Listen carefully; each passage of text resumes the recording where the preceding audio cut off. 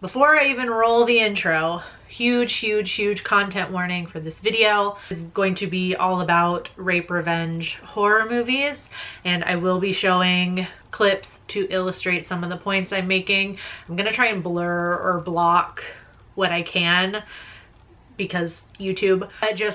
That's the whole subject of this video. So if that topic at all is in any way triggering to you, please don't watch this video. Hey there, creepy peeps. My name is Nightmare Maven and I love talking about horror movies, and I've never done a video quite like this before. So if you're new here, hi, welcome. Interesting first video for you to watch, I suppose. If you're returning, then welcome back. Just in case you're out of the loop, I'm going to recap really quick. Recently made a video, like my third or fourth one now, where I talk about my unpopular horror opinions. I'll link it up here if you want to watch it. But in that video, I expressed that I didn't want to see any more rape revenge horror movies with a female victim that are directed by men.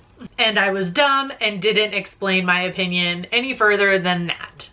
So that's why I'm making this video. Now you're all caught up. I guess we'll just tack on like 2 disclaimers here really quick. I'm only going to be talking about rape revenge horror movies that I've seen before, obviously, because they are the reason why I have this opinion now, so that makes sense. I hate feeling the need to say this all the time because it should be obvious. This is just my opinion. Rape revenge, as we all know, is a subgenre of exploitation film that grew in popularity in the 1970s. They all pretty much follow the same structure of a female victim getting assaulted and then left for dead. Turns out she's still alive, gets her revenge. Pull up any list of rape revenge movies and you can see how many are made by men and how many of them feature a female victim. Personally, the only one I know that falls outside of that is Deliverance. And I tried Googling it to see if my poor Google search for this video, man. I tried to do a Google search to see if there were any rape revenge movies, any other rape revenge movies with male victims, and Google wasn't really helpful. So obviously this is an extremely sensitive subject, but that's kind of what horror does. It allows us to face our fears in a more or less safe environment. And as Mariah and Alan pointed out in the comments of my unpopular horror opinion video, specifically mentioned I Spit on Your Grave, the original directed by Mira Zarchi. And in that video, I should have clarified, so that's on me, I wasn't suggesting getting rid of any existing films. I was referring to any potential new films in this subgenre. These comments are both extremely valid. I'm not showing them to like call them out, but they're valid points. And I do agree that these movies obviously can be cathartic to victims of sexual assault. So among the rape revenge movies I have seen, which are pretty much all of the most well-known ones, any discussion you have about these types of movies, these particular films always come up in the discussion, and those are I Spit on Your Grave, The Last House on the Left, the remake for both of those movies, and Irreversible.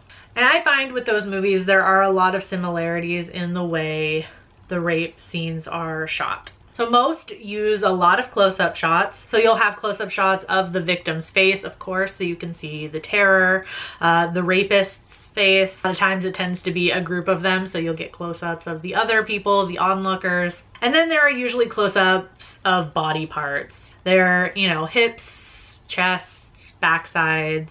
To me, the separation via the camera of the victim's face and everything else happening feels exploitative to me, and I know these are exploitation movies. That's, yeah.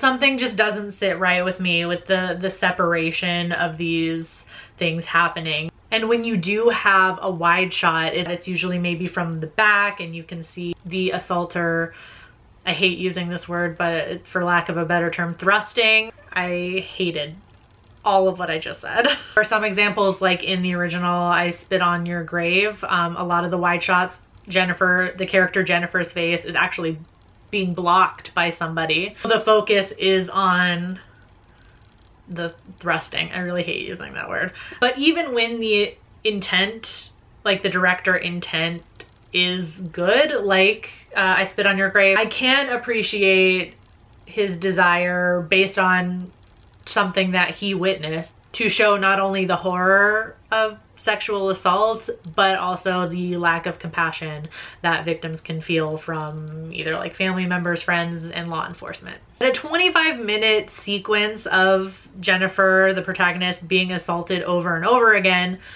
feels excessive to me. The whole sequence is exhausting. I feel like the point is made after the first assault. Like, just that alone, I'm ready to watch Jennifer get her revenge. I don't need the 25-minute long sequence. Any reasonable person would understand how horrible that situation is without watching it for 25 minutes.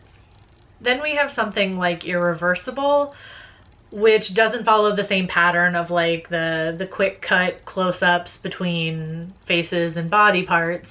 The camera stays in one position for about 10 minutes with no cuts, and it's just a wide shot of the assault.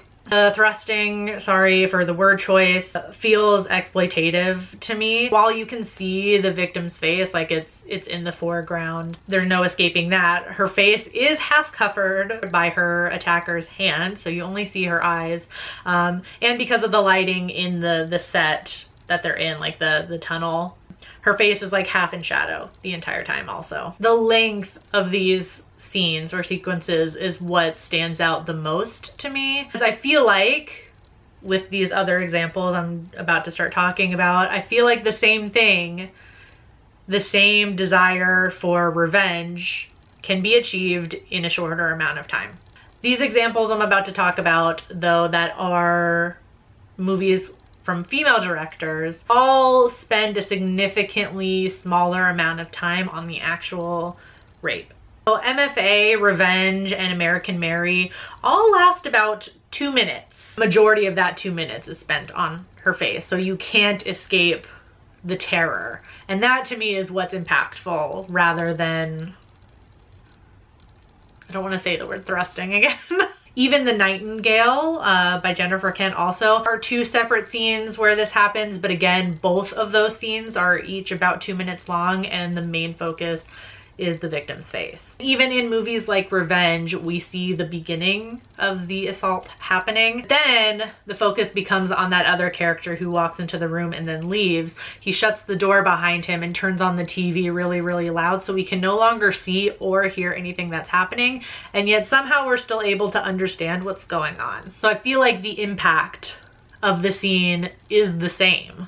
Even something like Promising Young Woman, that does not have a rape scene to be seen in the entire thing, somehow the revenge is still just as satisfying. And that's not to say there aren't examples of male directors achieving this impact in a short amount of time. I feel like Teeth is a really good example of this, but I feel like nobody ever talks about that whenever like discussions about rape revenge movies come up. So this difference is the main reason for that opinion that I expressed in that video. When I see all these examples of a rape revenge movie where the rape scene is minimal compared to the length of the rest of the film, and the focus is on the victim's face and the terror, and in that moment when the focus remains on that, I feel like the impact is just the same. Honestly, it's still even a little difficult to watch because, you know, your brain fills in what's happening. You understand what's happening without having to see everything. I know the subgenre is defined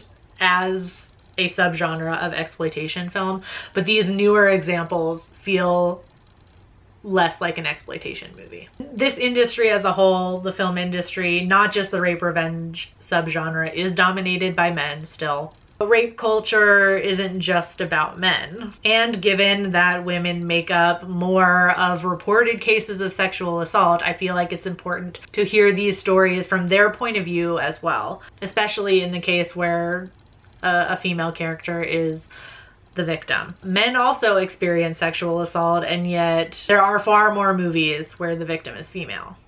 It's worth repeating before I leave this video that I'm not suggesting getting rid of any of the the older rape revenge movies that I just mentioned, nor am I out to minimize any survivors of sexual assault and the catharsis that these movies can bring. These movies do that for you. I'm so happy for it. I'm not trying to win anybody over with this. I was just trying to explain, and I thought it would make an interesting video. So if you disagree with me, that's cool. I was gonna say I hope you enjoyed this video, but it's such a heavy topic. Like, did anybody enjoy this video? Let me know your thoughts in the comments. That's more important than the stupid thumbs up or thumbs down button. Who the fuck cares?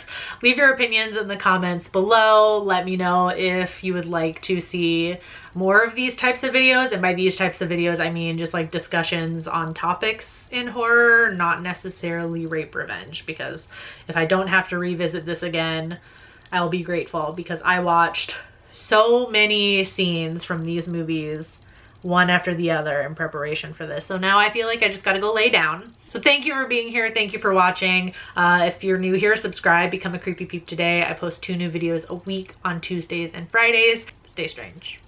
Bye.